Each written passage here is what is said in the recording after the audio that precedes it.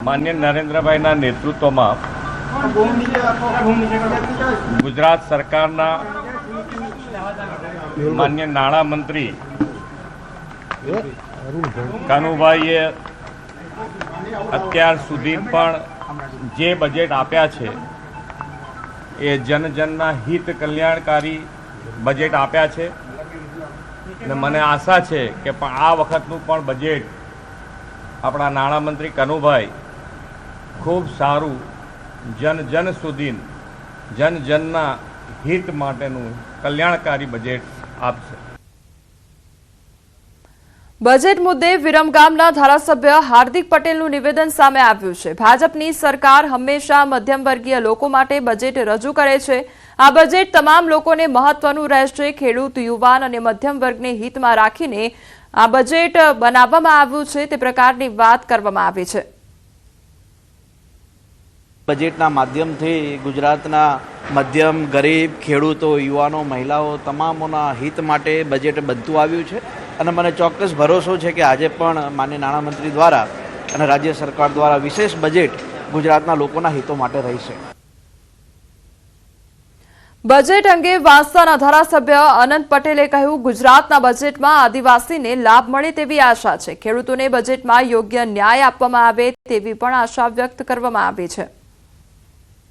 ખેડૂતોનો પ્રશ્ન પણ હલ થશે, આદિવાસી સમાજના વિકાસને લગતા પ્રશ્ન અને યુવાન બેરોજગારો જે અત્યારે આઉટસોર્સિંગમાં કામ કરી રહ્યા છે એમના માટે સારું બજેટ હોય એવી આશા વ્યક્ત કરીએ। ઋષિકેશ પટેલ, આરોગ્ય પરિવાર કલ્યાણ મંત્રી, દરેક સમાજનું ધ્યાન રાખી બજેટ રજૂ થશે તેવું કહેવામાં આવ્યું છે। રાજ્યના નાગરિકોની આશા અપેક્ષાઓ પૂરું કરતું બજેટ હશે તેવું પણ નિવેદન આપવામાં આવ્યું છે। સમાજના તમામ વર્ગોનું ધ્યાન રાખતું બજેટ આ વખતે આદરણીય નાણામંત્રી કનુભાઈ રજૂ કરવાના છે। ગુજરાતની આશાઓ અને અપેક્ષાઓ ઉપર હંમેશા ગુજરાતનું બજેટ ખરું ઉતરતું રહ્યું છે। આ વખતે પણ ગુજરાતની પ્રજા માટે ઉદ્યોગ હોય, મહિલા બાળ વિકાસ કલ્યાણ હોય, આરોગ્ય હોય, શિક્ષણ હોય કે કોઈ અન્યત્ર બીજા ક્ષેત્રો માટે પણ ખૂબ સારું એવું બજેટ આ વખતે ગુજરાતનું દર વખતની જેમ લોકોની આશાઓ અપેક્ષાઓ સંતોષતું બજેટ આજે નાણામંત્રી શ્રી રજૂ કરવાના છે। આ તરફ કોંગ્રેસે પણ ગુજરાતના બજેટ અંગે આશા અપેક્ષા વ્યક્ત કરી છે। આશા રાખીએ કે માત્ર આભાસી બજેટ નહીં પરંતુ ગુજરાતની જનતાને ઉપયોગી થાય, ખેડૂતોને બજેટની અંદર લાભ મળે, ખેડૂતો માટે જોગવાઈઓ થાય એટલા માટે કે અત્યારે ગુજરાતની અંદર ખેડૂત એ દેવાના ડુંગરની અંદર ડૂબાયેલો છે। એ જ રીતે સરકારી કર્મચારીઓ પણ આઉટસોર્સિંગ અને કરાર આધારિત કર્મચારીઓને રાહત થાય। વર્ષોથી સરકારી કર્મચારીઓની માગણી હતી જૂની પેન્શન યોજનાની, એના માટે સ્પેશિયલ જોગવાઈ થાય। વર્ષોથી સરકારે જાહેરાત કરી પરંતુ એના જીપીએફના ખાતા ખુલ્યા નથી। રાજ્યની પ્રાથમિક શિક્ષણ હોય, ઉચ્ચ શિક્ષણ હોય એની અંદર અધ્યાપક સહાયક હોય, વિદ્યા સહાયક હોય, આ તમામની જગ્યાઓ ખાલી પડી છે। અન્ય સમાચાર પર નજર કરીએ તો રાજકોટના ગોંડલમાં 2 માળનું મકાન ધરાશાયી થતા એક મહિલાનું મોત નીપજ્યું છે। સહજાનંદ નગર ગરબી ચોક પાસેની આ ઘટના સામે આવી છે કે જ્યાં કાટમાળ નીચે દબાતા 40 વર્ષીય મહિલાનું મોત નીપજ્યું છે। મકાનના રિનોવેશન કામ દરમિયાન આ દુર્ઘટના સર્જાઈ। ઘટનાની જાણ થતાં ગોંડલ નગરપાલિકા ફાયર બ્રિગેડની ટીમ ઘટના સ્થળે પહોંચી આવી। ફાયર વિભાગે જેસીબીની મદદ સાથે રેસ્ક્યુની કામગીરી હાથ ધરી। ઘટના સ્થળે મોટી સંખ્યામાં લોકોના ટોળા એકત્રિત થઈ ગયા।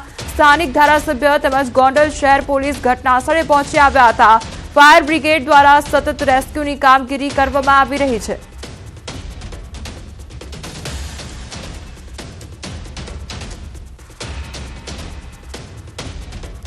રાજકોટના ગોંડલની આ ઘટના કે જ્યાં સહજાનંદ નગર ગરબી ચોક પાસેની આ ઘટના બની કે જ્યાં મકાનનું રિનોવેશન થવાની કામગીરી ચાલી રહી હતી અને તે દરમિયાન જે 2 માળનું મકાન હતું તે એકાએક ધરાશાયી થઈ ગયું, જેમાં 3 વ્યક્તિઓ દટાયા હોવાની ઘટના સામે આવી હતી, જેમાં એક મહિલાનું મોત નીપજ્યું છે। 40 વર્ષીય મહિલાનું મોત નીપજ્યું છે। સારવાર અર્થે ખસેડવામાં આવ્યા હતા, ત્યારબાદ તેમનું મોત નીપજ્યું છે। હજુ પણ 2 વ્યક્તિઓ દટાયેલા છે, તેમને બહાર કાઢવા માટેની ભારે જહેમત ચાલી રહી છે। આ તરફ સ્થાનિક તંત્ર પણ દોડતું થયું છે। લોકોના ટોળેટોળા સ્થળ પર એકત્રિત થઈ ગયા છે। તો 2 માળનું જે મકાન હતું તે ધરાશાયી થવાની ઘટના બની અને કાટમાળ જે પડ્યો હતો તે કાટમાળમાં 40 વર્ષીય મહિલાનું મોત નીપજ્યું છે, જ્યારે અન્ય 2 વ્યક્તિઓ હજુ પણ દટાયેલા છે। તેમને બહાર કાઢવા માટેની ભારે જહેમત ઉઠાવવામાં આવી રહી છે અને તે અંગેની કામગીરી કરવામાં આવી રહી છે। કાટમાળ હટાવવાની કામગીરી કરવામાં આવી રહી છે।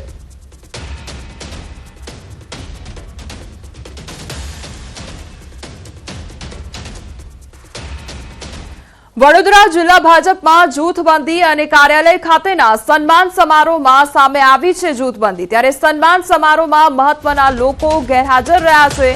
ધારાસભ્ય તેમજ સાંસદ અને પ્રમુખ ગેરહાજર રહ્યા છે। મોરચાના જે પ્રમુખ છે તે પણ ગેરહાજર રહ્યા। 300 જેટલા અપેક્ષિતો સામે માંડ 70 કાર્યકરો આવ્યા હતા। જિલ્લા ભાજપ પ્રમુખ સતીશ પટેલ સામે નારાજગીની ચર્ચા જોર પકડ્યું છે। ત્યારે નગરપાલિકા તાલુકા પંચાયતની ચૂંટણી જીતેલા ઉમેદવારોનો સન્માન સમારોહ હતો। સન્માન સમારોહમાં કરજણ નગરપાલિકાના 19માંથી 11 ઉમેદવારો હાજર રહ્યા હતા। જ્યારે સતીશ પટેલની સંગઠન અને ચૂંટાયેલા પ્રતિનિધિ પર પકડ નથી તેવી પણ ચર્ચાએ જોર પકડ્યું છે। સંવાદદાતા હાર્દિક અમારી સાથે જોડાઈ ગયા છે। હાર્દિક, ભાજપમાં જૂથવાદ જોવા મળી રહ્યો છે અને જે ઉમેદવારો હતા તેમની પણ ગેરહાજરી જોવા મળી, શું અપડેટ તેને લઈને? બિલકુલ, જો વડોદરા જિલ્લા ભાજપની વાત કરીએ તો જિલ્લા ભાજપમાં 2 ફાટ પડી ગયા છે।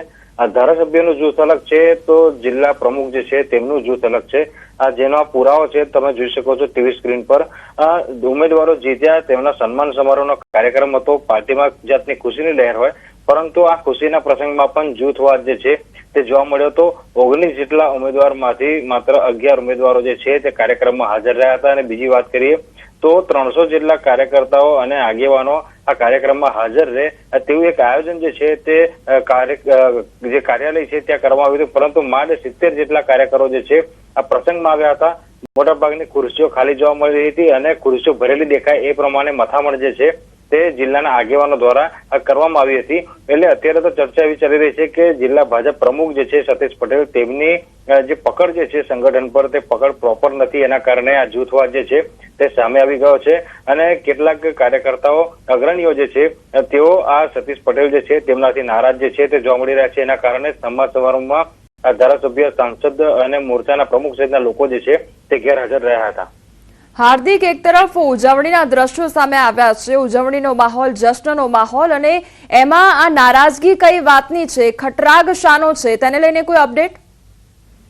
બિલકુલથી શરૂઆતથી જ વાત કરીએ તો ભાજપના જે કરજણના ધારાસભ્ય છે અક્ષય પટેલ, તેઓ કોંગ્રેસમાંથી ભાજપમાં જોડાયા છે અને જ્યારથી તેઓ ભાજપમાં જોડાયા છે ત્યારથી જ જિલ્લા ભાજપમાં ખટરાગ જે છે તે શરૂ થઈ ગયો છે। અને બીજી વાત કરીએ તો અગાઉથી જ આ સતીશ નિશાળિયા જે છે તેમનેથી કેટલાક કાર્યકરો નારાજ હતા અને અક્ષય પટેલ જે છે તેઓ ભાજપમાં જોડાયા ત્યારબાદથી 2 અલગ અલગ લોબી જે છે તે શરૂ થઈ ગઈ છે। જે દિવસે વોટિંગ હતું એ દિવસે પણ જૂથવાદ જોવા મળ્યો હતો, રિઝલ્ટ આવી ગયું ત્યારે પણ જે છે તે જૂથવાદ જોવા મળ્યો અને જ્યારે જીતેલા ઉમેદવારોને સન્માન કરવાનું આવે ત્યારે પણ જૂથવાદ જે છે તે છતો થયો હતો। જી હાર્દિક, સમગ્ર માહિતી બદલ આપનો આભાર।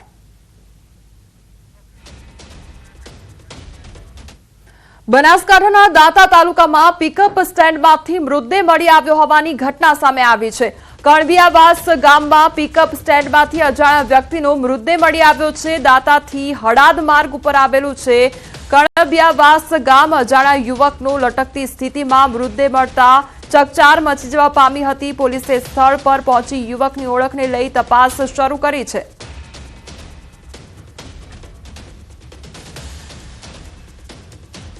સુરતની સરસ્વતી સ્કૂલમાં આગ લાગવાની ઘટના બની છે। અશ્વિની કુમાર મેઇન રોડ પર સ્કૂલમાં આગ લાગી અને લાઇબ્રેરી રૂમમાં એસી ચાલુ કરતા ધડાકા સાથે આગ લાગી ગઈ હતી।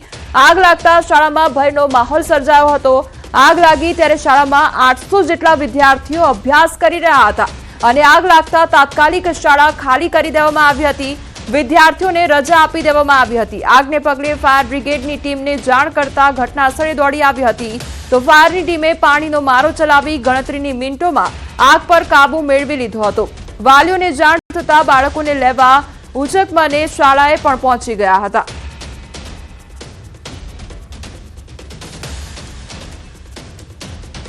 સુરતમાં સાયણ નજીક કંપનીમાં લાગેલી આગ કાબૂમાં આવી ગઈ છે, ત્યારે પરિયા ગામની મહેક ઇન્ડસ્ટ્રીઝમાં આગ લાગવાની ઘટના બની હતી.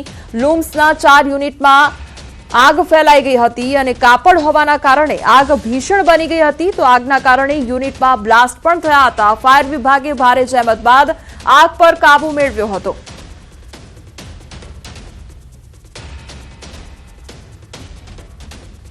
તો સુરતમાં જે આગ લાગવાની ઘટના બની છે તેમાં કાબુ મેળવી લેવામાં આવ્યો છે. તો ભારે જહેમત બાદ ફાયર વિભાગની ગાડીઓ ઘટના સ્થળે પહોંચી આવી હતી અને આગ પર કાબુ મેળવી લેવામાં આવ્યો હતો. તો કંપનીમાં આગ લાગવાની ઘટના બની હતી અને આસપાસના યુનિટમાં પણ આગ પ્રસરી હતી.